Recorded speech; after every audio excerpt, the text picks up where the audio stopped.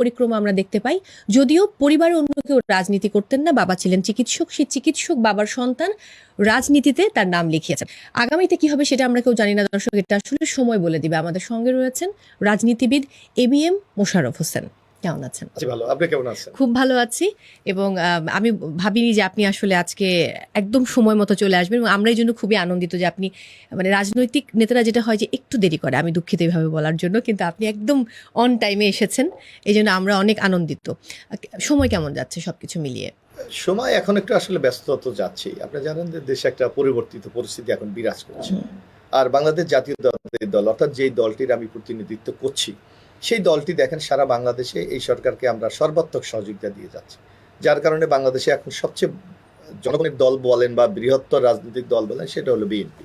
সুতরাং আমাদের দায়িত্ব হলো এই সরকারকে সহযোগিতা করে আইন শৃঙ্খলা রক্ষা করে জনজীবনে একটা স্বস্তি এনে দেওয়া। সেই কাজটি আমরা করার জন্য চেষ্টা করি, যার কারণে তো একটা ব্যস্ত সময় পার করতেই। খুব স্বাভাবিক। আমি একদম শুরুতে যেটা বলছিলাম যে আপনার কাছে একটা ফোন কল এলো, এবং আপনি কল ধরে বললেন যেটা করা একদমই ঠিক হচ্ছে না। এই যে কোনটা ঠিক হচ্ছে কোনটা হচ্ছে না, এটা আমরা বুঝতে পারি না বলি বোধহয় এত একটা অরাজনৈতিক পরিবেশ সৃষ্টি হয়। এই প্রসঙ্গটা ধরে আসলে আপনি কি বলবেন?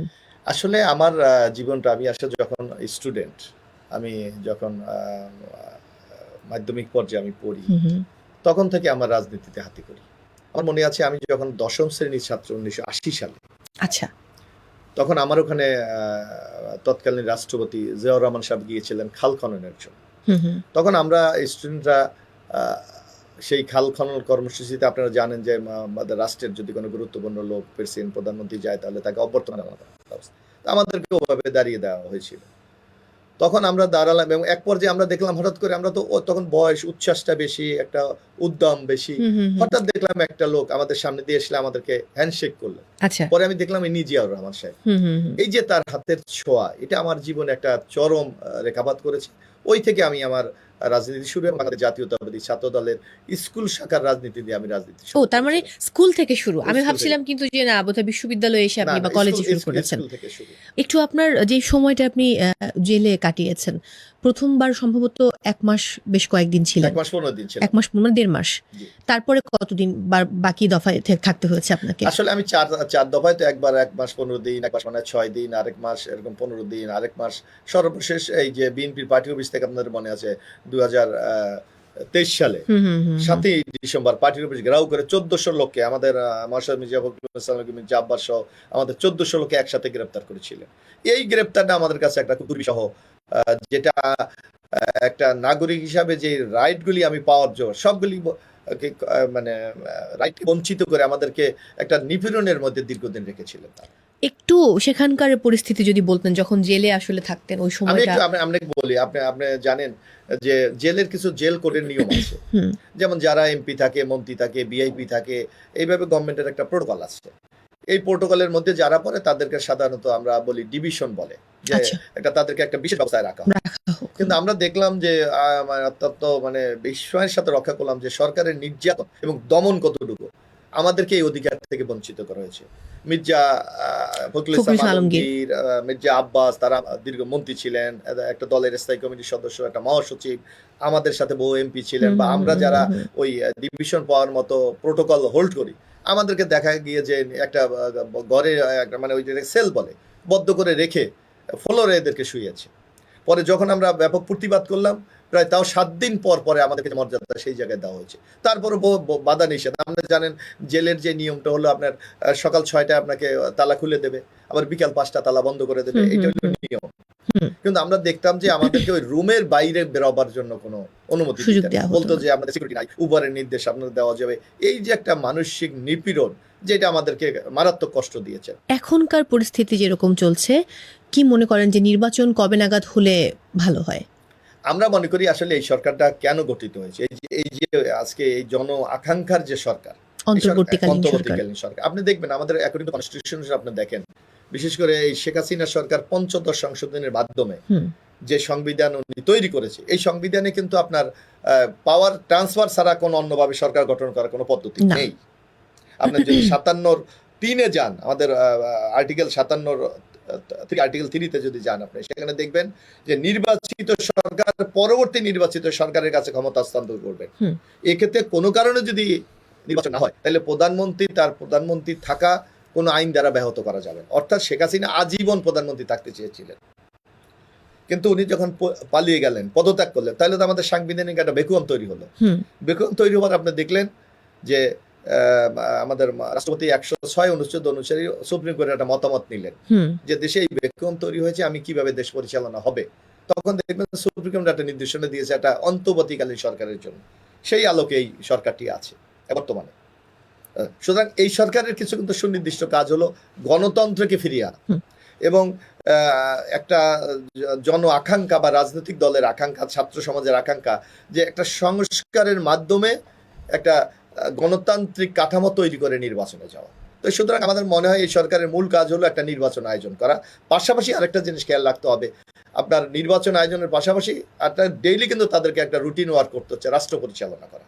এটা বেশি ইম্পর্টেন্ট, কারণ এখনকার যে প্রেক্ষাপট সেই প্রেক্ষাপটে আমার মনে হয় এদেরকে কিন্তু এই যে দ্বৈত ভূমিকাটা পালন করতে হবে। একদিকে নির্বাচনের দিকে দেশকে নিয়ে যেতে হবে, অন্যদিকে কিন্তু রাষ্ট্র পরিচালনা করতে হবে। সুতরাং আমি মনে করি দুইটা চ্যালেঞ্জে তাদেরকে মোকাবেলা করতে হবে। একদমই তাই। আমরা আসলে পুরোটা সময় জুড়ে প্রথম পার্টে বোধহয় রাজনৈতিক আলাপই করলাম। আমি একটা ছোট্ট ব্রেকে যাব, ব্রেক থেকে ফিরে এসে আপনার ব্যক্তিগত জীবন নিয়ে জানবো।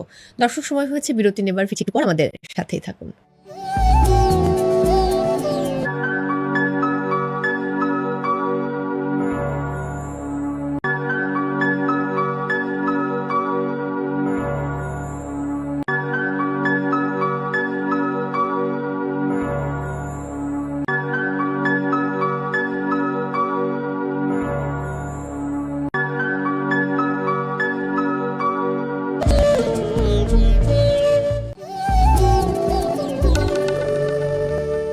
দর্শক, ফিরে এলাম বিরতি থেকে। সবাইকে আরো একবার আমন্ত্রণ জানাচ্ছি জীবনের গল্পের সঙ্গে রয়েছে মৌসুমী মৌ।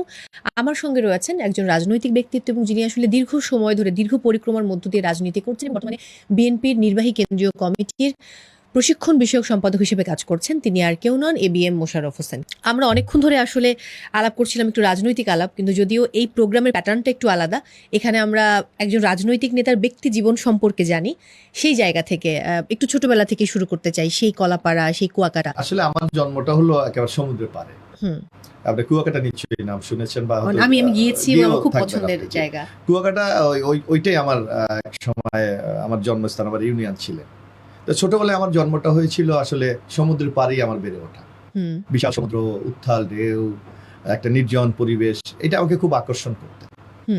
এবং আমি প্রাইমারি পর্যন্ত আমি আমার গ্রামের বাড়ির স্কুলই করেছিলাম। পরবর্তী সময় স্কুলের নামটা কি আমরা জানতে পারি? উপজেলার নাম ছিল চরচাপড়ি সরকারি প্রাথমিক বিদ্যালয়। এখন স্কুলটা আছে। তখন কেমন দুষ্টু ছিলেন নাকি খুব মানে সভ্য ভদ্র এরকম ছিলেন? আসলে ওই সময় তো আমাদের এলাকাটা, আপনি আমার যখন আমার স্কুল জীবনটা, আপনি জানেন যে 70-এ একটা প্রলয়ঙ্করী ঘূর্ণিঝড় হয়েছিল। সেই ঘূর্ণিঝড়ে ওই এলাকার আমার পরিবার, আত্মীয় স্বজনের প্রায় আমাদের 50-এর ঊর্ধ্ব লোক মারা গিয়েছিলেন। যার কারণে আমার বয়সী লোকের উপস্থিতি, মানে বেঁচে থাকাটা তো খুব কম ছিল, হয়তো আল্লাহ আমাদেরকে বাঁচিয়ে রেখেছে।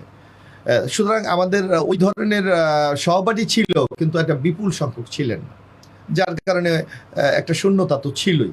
কিন্তু সমুদ্র আমাকে ব্যাপকভাবে আকর্ষণ করতো। আমি যখন স্কুলতে চলে যেতাম, বিকেল বেলায় সমুদ্রে যেতাম, বা যারা আমার আত্মীয় স্বজন বা অন্য যারা ছিল তাদের সাথে সম্পর্ক এইভাবেই জীবন। কখনো মাছ ধরতে গেছেন সমুদ্রে? গেছি আমি ছোটবেলায় খুব বড়শিতে মাছ ধরতাম। আচ্ছা। এবং আমার পরিবারের যারা মানে আমাদের মেম্বার ছিলেন, আমার মনে হয় তারা হয়তো বাইরে থেকে মাছ কিনতে হতো না, যে বড়শিতে এত। আর তখন আসলে এত ডোবা, নালা, পুকুর ছিল, এখন তো আপনার সব ভরাট হয়ে গেছে, তখন প্রচুর ছিল। ওই সময় বড়শি দিয়ে মাছ ধরতাম এবং আমি প্রচুর মাছ পেতাম, আমার এখনো মনে আছে। সুতরাং এটা এনজয় করতাম মারাত্মক। এখন মিস করি, যখন গ্রামে যাই তখন এগুলা মিস করি, যে সেই পুকুরও নাই, সেই ডোবাও নাই, সেই নদী নাই। এরপর ঢাকায় কবে এলেন? এই ঢাকা আমি যখন আমি এসএসসি পাস করেছি আমার উপজেলা সদর থেকে, ইন্টারমিডিয়েট আমি উপজেলা সদর থেকে। আমি যখন ঢাকা বিশ্ববিদ্যালয়ে ভর্তি হলাম 1985 সালে, তখন এরশাদ বিরোধী আন্দোলন, প্রচন্ড আন্দোলন, তখন আমি এখানে ভর্তি হলাম। ঢাকা বিশ্ববিদ্যালয় সমাজ কল্যাণ ও গবেষণা ইনস্টিটিউটে আমি ভর্তি হলাম। তারপরেই তো এখানে এরশাদ বিরোধী আন্দোলনের সাথে জড়িয়ে গেলাম এবং আন্দোলন ওই সূত্রপাত আস্তে আস্তে ঘটলো। ওই সময় আমি 1989 সালে, তখন ডাকসু, দীর্ঘদিন পর ডাকসু নির্বাচন হলো। ওই নির্বাচনে আমি কবি জসীমউদ্দিন হল, ঢাকা বিশ্ববিদ্যালয়ের আবাসিক ছাত্র ছিলাম, ওই হলে থাকতাম আমি। ওই হলে আমি সমাজসেবা সম্পাদক পদে আমি সংসদে নির্বাচন করলাম এবং আমি নির্বাচিত হলাম। বাহ। ওই থেকে ধরেন রাজনীতি হাতে করি। তারপর আমি জসীমউদ্দিন হল শাখা জাতীয়তাবাদী ছাত্র আহ্বায়ক হলাম।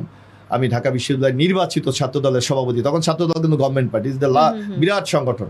ঢাকা বিশ্ববিদ্যালয়ের সব হল সহ সারা বাংলাদেশে তখন ছাত্র দলের জয় জয়কার। বাংলাদেশে তখন যেই ছাত্র সংসদ নির্বাচন হয়েছিল আমার মনে আছে যে প্রায় 500 মতো ঢাকা ডাকসু, ইকসু, জাকসু সহ এই নির্বাচন প্রায় 467টি কলেজের জাতীয়তাবাদী ছাত্র দল কলেজ বিশ্ববিদ্যালয় জয় করেছে। তো ওই থেকে রাজনীতি হাতে করি। তারপর আমি ঢাকা বিশ্ববিদ্যালয়ের সভাপতি, কেন্দ্রীয় জাতীয়তাবাদী ছাত্র দলের 2বার আমি সাংগঠনিক সম্পাদক ছিলাম।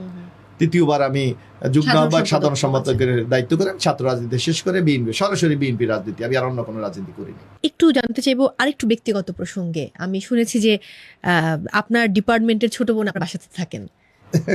আসলে ধরেন মানুষের জীবনে তো আসলে রাজনীতির পাশাপাশিও তো একটা ব্যক্তিগত জীবন থাকে। আমরা হয়তো রাজনীতি করতাম, মানে ভাবিও কি রাজনীতি করতেন? হ্যাঁ, সেও রাজনীতি করতেন। আচ্ছা, তো ওই রাজনীতির কারণে তার সাথে পরিচয়, যে পরিচয় থেকে আজকে জীবন সঙ্গী নিই। এমনটা আমি শুনেছি রাজনীতি করলে নাকি একটা নির্দিষ্ট বয়সের মধ্যে বিয়ে করা যায় না। না, এখন এটা নিয়ে একটা চমৎকার গল্প আছে আমার। আচ্ছা, আমার বিয়েটা হলো 1996 সালে, জাস্ট আওয়ামী লীগ সরকার ক্ষমতায় এলো।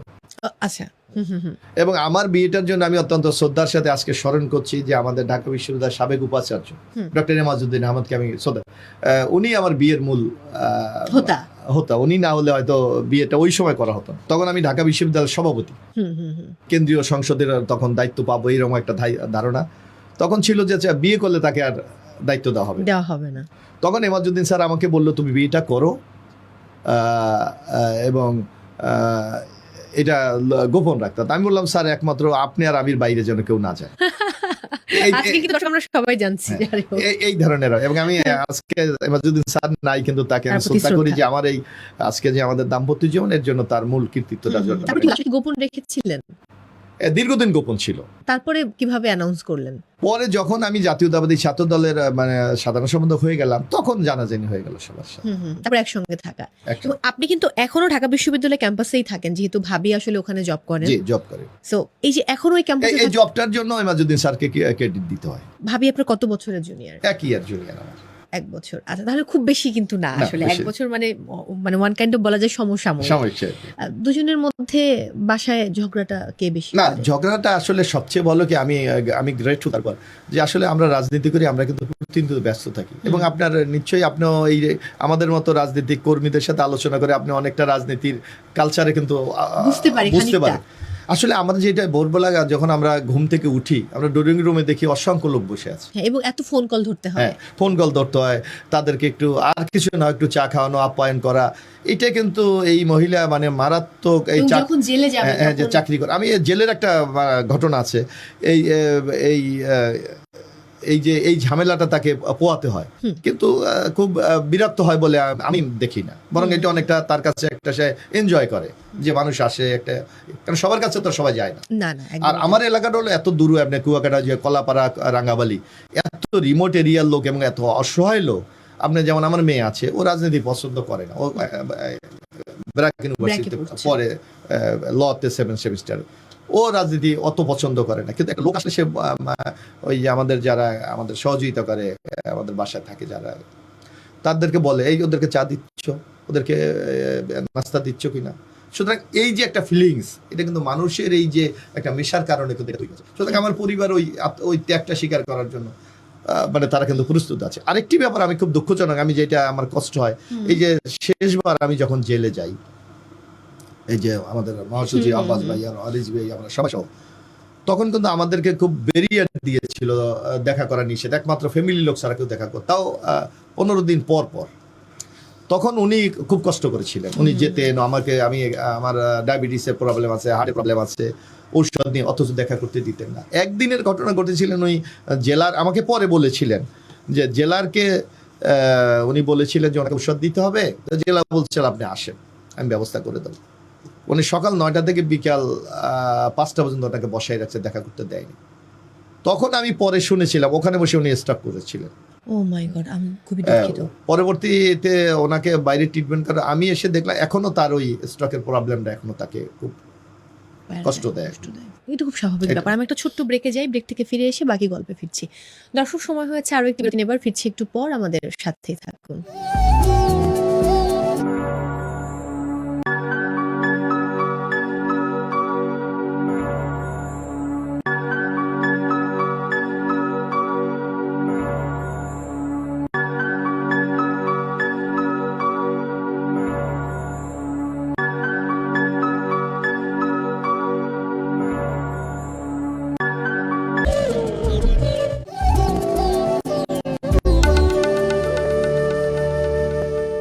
দর্শক, ফিরে এলাম বিরতি থেকে। সবাইকে আরো একবার আমন্ত্রণ জানাচ্ছি জীবনের গল্প, এবং আজকে আমরা শুনছিলাম ABM মোশাররফ হোসেনের জীবনের গল্প।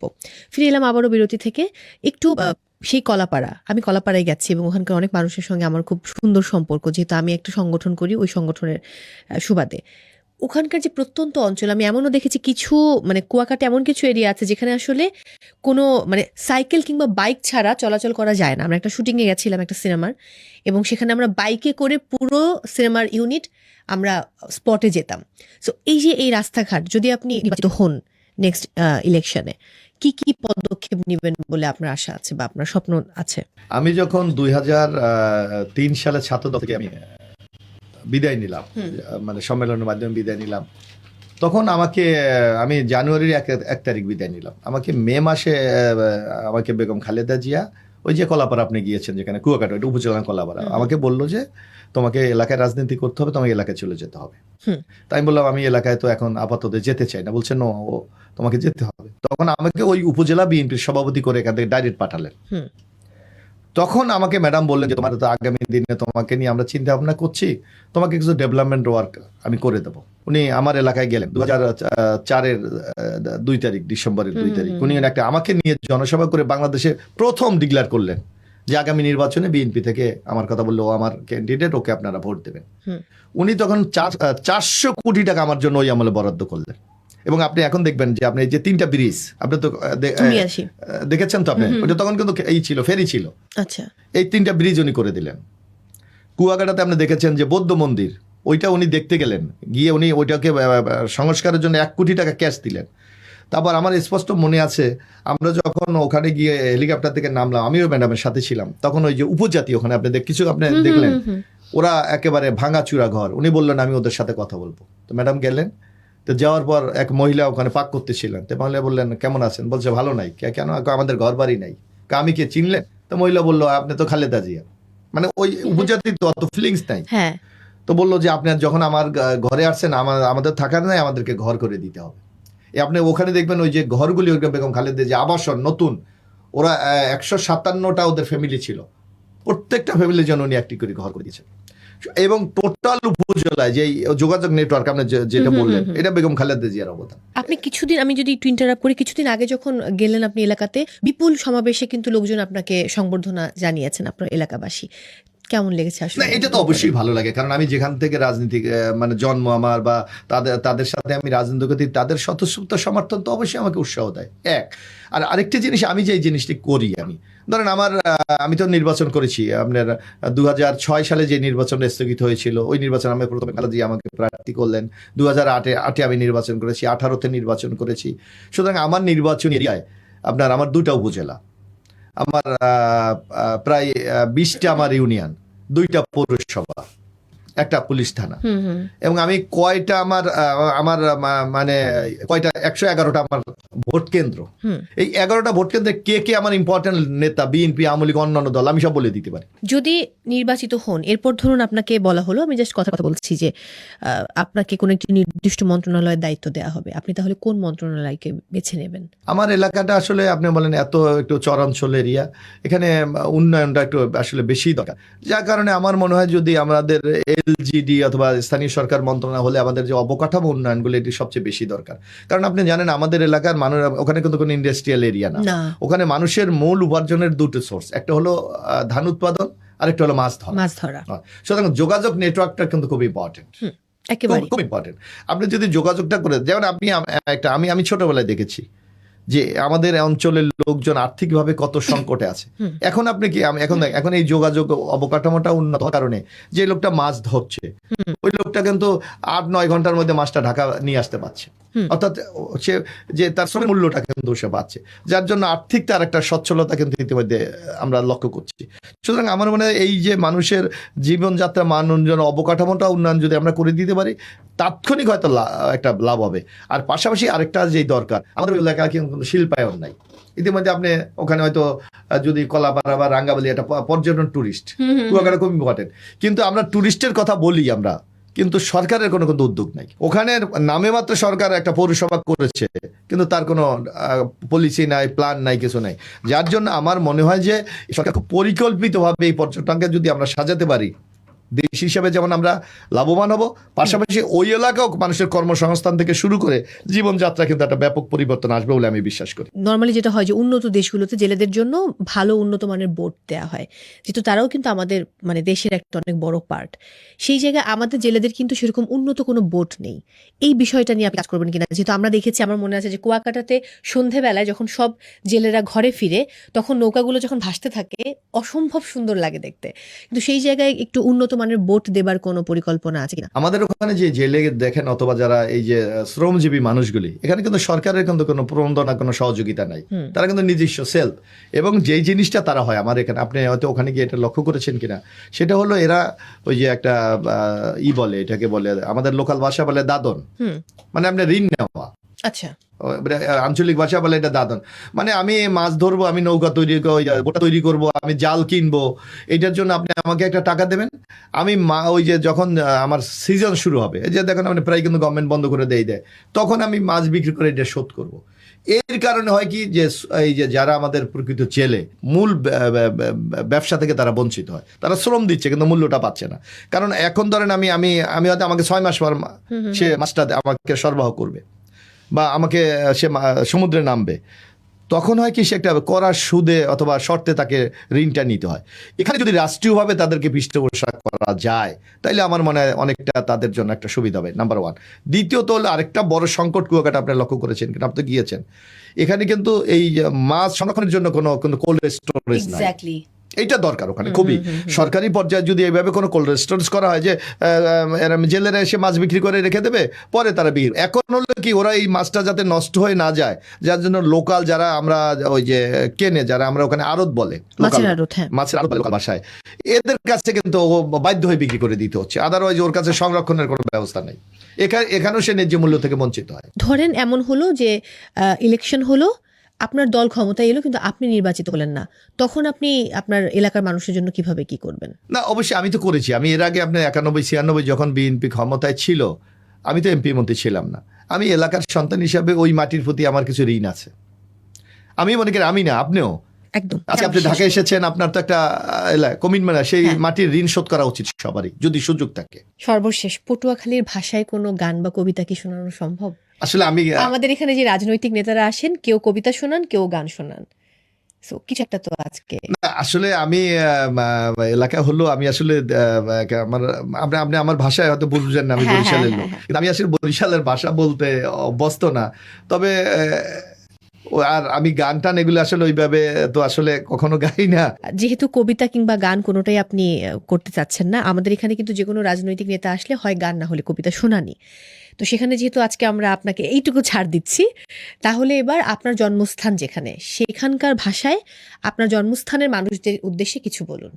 সামনে তো নির্বাচন, বুঝলেন, আমি আপনাদের লাগে কাম করছি না, আপনাকে তো দীর্ঘদিন কাজ করছি, সঙ্গে আপনাদের কাছে তো আমি ভোট চাইতে পারি। এই এলাকার উন্নয়নের জন্য আমি কম কাম করি নাই। এই যে ব্রিজ করিয়ে দিছি, স্কুল করিয়ে দিছি, রাস্তাঘাট করিয়ে দিছি, এই মানুষের শান্তি রক্ষার জন্য আমি যেখানে যা দরকার সেখানে আমি সব করছি।